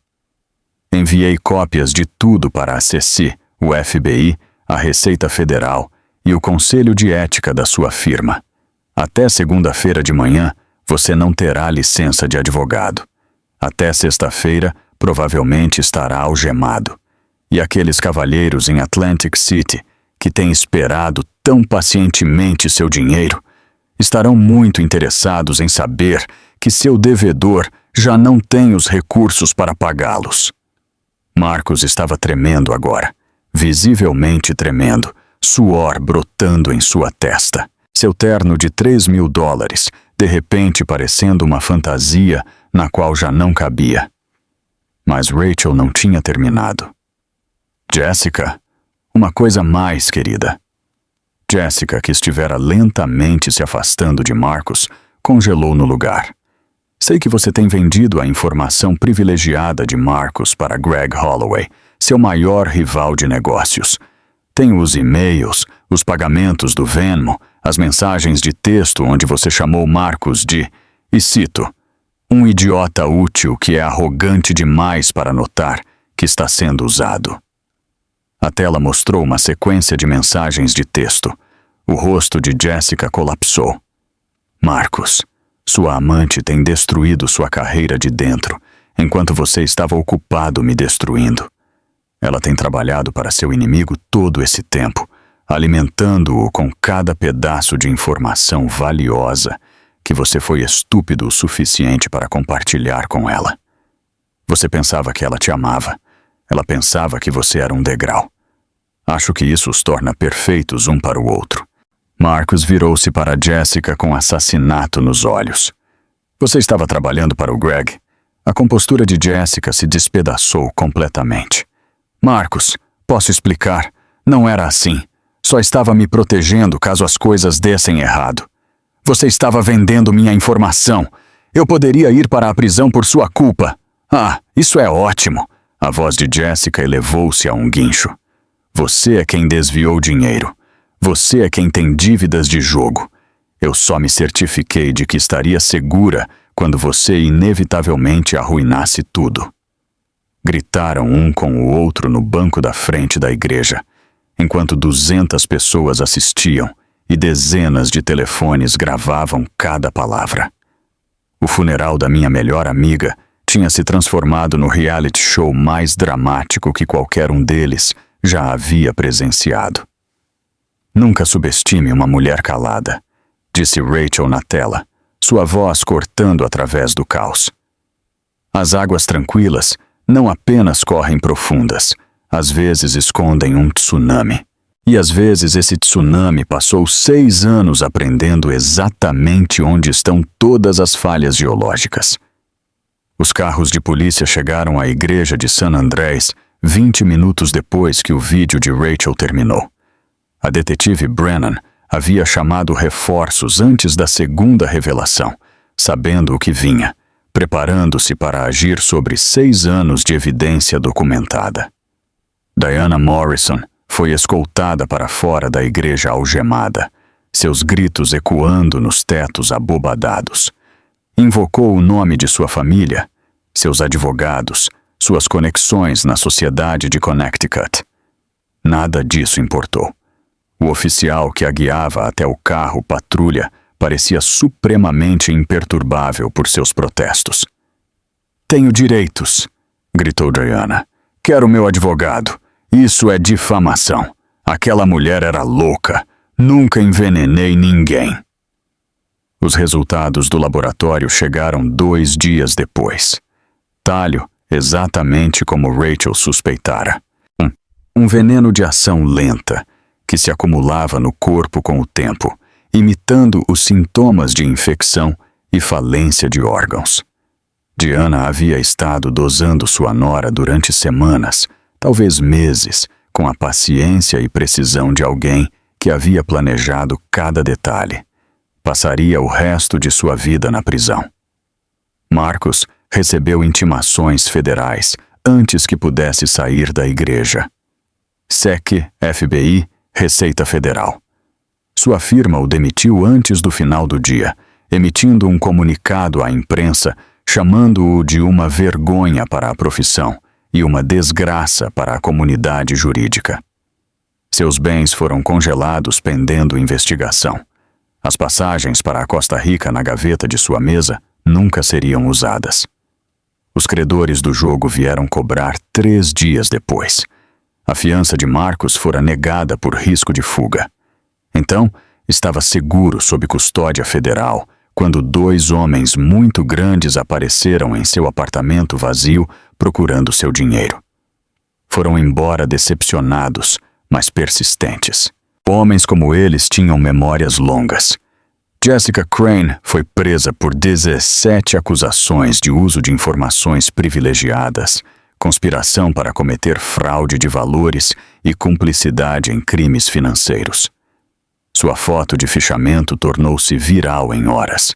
O rímel borrado, o cabelo emaranhado, o vestido de grife amassado da cela de detenção. Seus seguidores do Instagram caíram de 87 mil para menos de 8 mil da noite para o dia. Os comentários eram selvagens. Isso é o que acontece quando você troca a moral por um homem casado. Imagine perder tudo por um cara que já estava perdendo tudo. Ela realmente pensou que era a protagonista. Plot twist. Era o conto de advertência. Vi tudo se desenrolar das arquibancadas, sentindo uma estranha mistura de triunfo e dor. Rachel havia ganhado. Havia superado a todos que alguma vez a subestimaram, e o havia feito do além-túmulo. Mas continuava morta, e nenhuma quantidade de justiça podia trazê-la de volta. 2 semanas depois do funeral, Greg Holloway me contatou através do advogado Whitmore. Estava nervoso quando nos encontramos, brincando com sua xícara de café, de uma maneira que parecia completamente incongruente com o impiedoso homem de negócios que Marcus sempre descrevera. Tinha 40 anos, bem-sucedido, bem vestido de uma maneira que sugeria dinheiro sem gritar sobre ele. Mas foram seus olhos que captaram minha atenção. Eram amáveis, genuínos, cheios de uma dor que refletia a minha própria. Eu a amava, disse em voz baixa. Só tivemos 3 meses juntos, mas eu a amava. Era a mulher mais extraordinária que já conheci. Inteligente, forte e divertida, e tão completamente inconsciente do quão extraordinária era. Baixou o olhar para as mãos. Ela não quis deixar Marcus na época. Pensava que podia consertar o casamento, salvá-lo de alguma maneira. Continuava dizendo que havia feito um compromisso, que tinha que tentar tudo antes de desistir. Quando percebeu que o casamento estava além da salvação, estava grávida. E então, tudo começou a desmoronar. Me mostrou uma fotografia. Rachel numa praia em algum lugar, rindo para a câmera, seu cabelo ondulando ao vento. Parecia mais feliz do que eu a vira em anos. Talvez nunca. Não sabia sobre esperança, disse Greg. Não até o funeral. O teste de DNA. Rachel nunca me disse que estava grávida da minha filha. Acho que estava tentando me proteger, ou talvez proteger a si mesma. Sabia que Marcus a destruiria se descobrisse. Levantou o olhar para mim. Seus olhos úmidos. Quero ser parte da vida de esperança. Quero ajudar a criá-la. Dar-lhe tudo o que Rachel teria querido que ela tivesse. Não pelo dinheiro, ou a herança, ou nada disso. Porque é minha filha. E porque amá-la é a única maneira que me resta de amar a mãe dela. Estudei-o do outro lado da mesa. Este homem que Rachel havia escolhido. Embora apenas brevemente. Embora em segredo. Vi o que ela devia ter visto. Bondade. Autenticidade. Alguém real num mundo cheio de Marcuses. Esperança precisa de um pai, disse finalmente. Precisa de alguém que a ame por quem ela é, não pelo que representa. Você pode ser essa pessoa? Sim, disse sem hesitar. Posso. Serei. Te prometo, Claire. Prometo a Rachel. Elaboramos um arranjo durante as semanas seguintes. Custódia compartilhada. Comigo como tutora legal de Esperança. E Greg como seu pai biológico reconhecido. Ele estabeleceu fundos fiduciários e fundos universitários e tudo o que uma menina poderia precisar. Mas mais do que isso, ele apareceu. A cada dia, sem falta. Aprendendo a trocar fraldas e preparar mamadeiras e cantar canções de ninar que faziam Esperança dormir. Estava lá porque queria estar, não porque tivesse que estar. Foi então que finalmente me permiti acreditar que as coisas realmente poderiam ficar bem. Um ano passou. As estações mudaram, as folhas caíram e cresceram de novo. E a vida continuou sua marcha implacável para frente, mesmo quando a dor fazia com que cada passo parecesse impossível. Passei no exame da Ordem dos Advogados na minha primeira tentativa. Era advogada licenciada agora, inspirada por Rachel, impulsionada por um propósito que nunca antes havia sentido. O fundo me pagava um salário como tutora de Esperança, suficiente para que finalmente pudesse parar de me preocupar com o aluguel e começar a focar em construir o futuro que Rachel teria querido para todos nós. Esperança estava prosperando. Uma menina de 1 ano feliz e saudável, com os olhos de Rachel e o sorriso fácil de Greg. Ria de tudo, alcançava tudo. Vivia cada momento com o tipo de alegria sem complicações que me lembrava porque Rachel havia lutado tanto para protegê-la. Minha filha Lily, agora com 9 anos, se havia autonomeado irmã mais velha oficial de Esperança. Lia histórias antes de dormir, ajudava com a hora do banho e anunciava a todos que conhecia que sua irmãzinha era a bebê mais inteligente, bonita e maravilhosa do mundo inteiro. Greg havia se mudado para Nova York para estar perto de nós. Alugou um apartamento 2 andares acima no meu prédio, perto o suficiente para ser parte da vida diária de Esperança sem sufocar a família não convencional que estávamos construindo juntos. Não éramos românticos, Greg e eu. Éramos algo mais estranho e talvez mais duradouro. Parceiros no projeto mais importante que qualquer um de nós já havia empreendido. A Edus Park continuava crescendo, 80 milhões de dólares em valor agora, com projeções caminhando para 100 milhões dentro do ano. Rachel havia escolhido pessoalmente o novo CEO, deixado instruções detalhadas para o futuro da empresa e criado uma doação que financiaria bolsas para filhos de mães solteiras por gerações. O Fundo de Bolsas. Betty Johnson, em honra à mulher que havia trabalhado toda a sua vida para que sua filha pudesse ter oportunidades que ela nunca teve. Betty mesma vivia numa casa confortável no Tennessee agora, paga pelo fundo. Finalmente havia se aposentado do restaurante. Finalmente havia parado de trabalhar turnos duplos. Finalmente tinha tempo para cuidar de seu jardim e chamar sua neta por videochamada todo domingo à tarde. A festa de 1º aniversário de Esperança foi pequena, mas perfeita. Balões cor-de-rosa enchiam meu apartamento. Uma faixa feita à mão declarava Feliz 1º Aniversário Esperança em letras desiguais, cortesia das entusiasmadas habilidades manuais de Lily. Os convidados eram poucos, mas essenciais. Lily, Greg, Betty, Tom Whitmore. Pessoas que haviam amado Rachel e amariam sua filha em seu lugar. Levei uma pequena televisão para a sala, enquanto todos se reuniam. Rachel deixou vídeos para a Esperança, expliquei. Um para cada marco.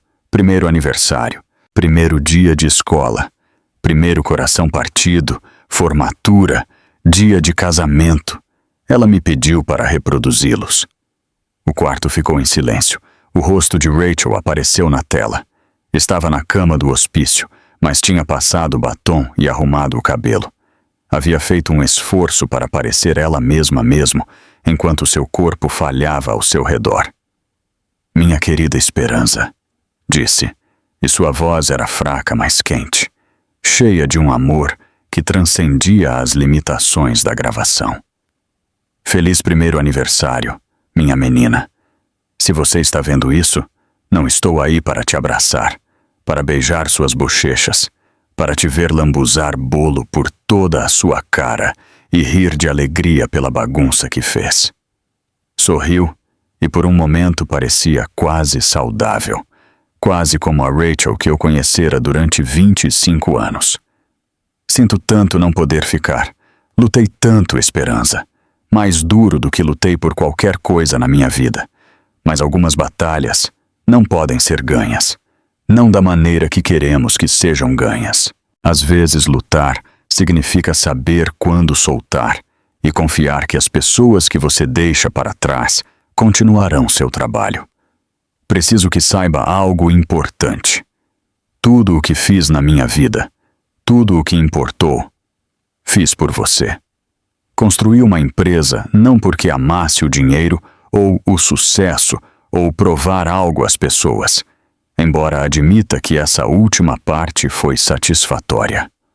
A construí porque sabia que você precisaria de proteção, porque sabia que haveria pessoas neste mundo que tentariam tomar o que é seu, que te olhariam e veriam apenas o que poderiam usar de você. Queria que tivesse armadura, recursos, independência. Queria que nunca precisasse de mais ninguém para sobreviver, para que quando escolhesse deixar entrar pessoas na sua vida, fosse porque as queria lá, não porque não tivesse outra escolha. Tomou um fôlego trêmulo. Seja corajosa, Esperança. Seja gentil. Seja inteligente. Trabalhe duro, mas não tão duro que esqueça de rir. Ame profundamente, mas não tão profundamente que se perca a si mesma. Defenda as pessoas que não podem se defender sozinhas. Questione tudo, especialmente as pessoas que te dizem para não questioná-las. E Esperança, uma coisa mais, a coisa mais importante que jamais te direi. Seus olhos encontraram a lente da câmera, olhando-me diretamente através da tela, através do tempo, através da própria morte. Nunca, nunca deixe que ninguém te diga que você não é nada sem eles. Você é tudo. Você é meu tudo. Você é a filha de Rachel Morrison. E isso significa que é mais forte do que ninguém sabe, incluindo você mesma. Eu te amo, para sempre e sempre, sem importar o que aconteça, sem importar quão separadas estejamos. Feliz aniversário, querida. O vídeo terminou. Todos estavam chorando. Betty segurava um lenço contra o rosto, seus ombros tremendo com soluços. Greg segurava Esperança perto, suas bochechas molhadas, sussurrando algo suave demais para que o resto de nós ouvisse. Lily se pressionou contra meu lado, seus braços ao redor da minha cintura. Ela não se foi realmente, né, mãe? Enquanto Esperança tiver esses vídeos... Não, bebê, disse eu, puxando-a para mais perto. Não se foi de jeito nenhum. 3 dias depois, chegou uma carta ao meu novo escritório de advocacia. Sem remetente. Carimbo postal do Centro Correcional Federal, onde Marcos estava esperando o julgamento. Abri com mãos firmes. O que quer que tivesse a dizer, não podia me machucar. Não podia machucar Rachel. Não podia tocar no futuro que havíamos construído das cinzas de sua traição. Li a carta. Claire, isso não acabou. Meus advogados estão trabalhando na evidência de DNA. Algo não bate. E quando eu provar que Esperança é minha, irei pela custódia. Irei pelo fundo. Irei por tudo o que Rachel me roubou. Nos vemos na corte. Marcos. Eu deveria ter sentido medo. Há 1 ano, uma carta como esta me teria enviado ao pânico. Mas havia passado 12 meses aprendendo a pensar como Rachel. Planejando para contingências. construindo arsenais de informação e documentação. Preparando-me para exatamente este momento, peguei meu telefone. Tom, sou Claire. Ele enviou uma carta. Sim, ameaçando com a custódia. Eu sei. Sei que Rachel se preparou para isso. Abri a gaveta da minha mesa. Dentro havia uma pasta grossa que eu nunca tinha aberto, etiquetada com a letra cuidadosa de Rachel. Fase 2. Se ele ameaçar a esperança. Abrir apenas se necessário. Rompi o selo e comecei a ler. Documentos, fotografias, gravações. Um pendrive etiquetado como seguro. E um bilhete escrito à mão pela minha melhor amiga. Escrito nas últimas semanas de sua vida. Claire, se você está lendo isso, Marcos continua lutando. Alguns homens nunca aprendem. Você os derruba e eles se levantam e continuam batendo. Não porque acreditem que podem ganhar, mas porque não podem imaginar nenhuma outra maneira de existir. A fase 1 foi o funeral, as revelações, as prisões, a humilhação pública. Esperava que isso fosse suficiente. Esperava que ele se arrastasse para longe e deixasse Esperança em paz. Mas eu o conhecia, Claire. Conhecia-o melhor que ninguém. Melhor do que ele se conhecia a si mesmo. Então preparei a fase 2. Ele não tem ideia do que encontrei durante aqueles 6 anos que passei documentando seus crimes. O que guardei, o que retive, esperando exatamente este momento. Ele pensa que o funeral foi tudo. Pensa que mostrei todas as minhas cartas. Está errado. Acabe com isso, Claire. Por mim, por Esperança, por cada mulher a quem alguma vez disseram que não é nada sem o homem que a está destruindo. Com amor sempre, Rachel. PS. Diga a Esperança que sua mãe diz oi. E diga a Marcos. Cheque mate. Sorri. O mesmo sorriso que Rachel havia usado em seu vídeo do hospital. Confiante. Feroz. Pronta. Rachel, disse suavemente. Mulher brilhante, aterrorizante e magnífica. Quantas mais surpresas você me deixou. Comecei a ler o conteúdo da pasta. Nomes. Datas. Evidência de crimes que faziam as revelações do funeral parecerem multas de estacionamento. Munição suficiente para manter Marcos na prisão por décadas. Para destruir o pouco que restava de sua reputação. Para garantir que nunca representasse uma ameaça para Esperança ou ninguém mais jamais. Fora da janela do meu escritório, a cidade se estendia em todas as direções, milhões de vidas desenrolando-se em seus próprios dramas privados. Em algum lugar sob custódia federal, Marcus Morrison provavelmente estava se parabenizando por sua carta ameaçadora, imaginando que ainda tinha poder, ainda tinha opções, ainda tinha uma chance. Estava errado. Rachel tinha certeza disso. Peguei meu telefone para ligar para Tom Whitmore, para começar o processo da fase 2, para terminar o que minha melhor amiga havia começado. A justiça é paciente, pensei, lembrando as palavras que haviam aparecido na tela ao final do vídeo do funeral de Rachel, mas nunca esquece. Eu também não esqueceria. E assim é como Rachel Morrison, uma mulher que todos subestimaram, uma mulher a quem chamaram de lixo de trailer e chata. E nada sem seu marido, provou a todos que estavam errados do além-túmulo. Ela nos ensinou algo importante hoje. Nunca subestime uma mulher calada. Nunca assuma que o silêncio significa fraqueza. E nunca, jamais acredite que o dinheiro e o poder podem protegê-lo das consequências da crueldade. Porque aqui acreditamos na justiça, acreditamos no karma e acreditamos que as caladas sempre são as mais perigosas.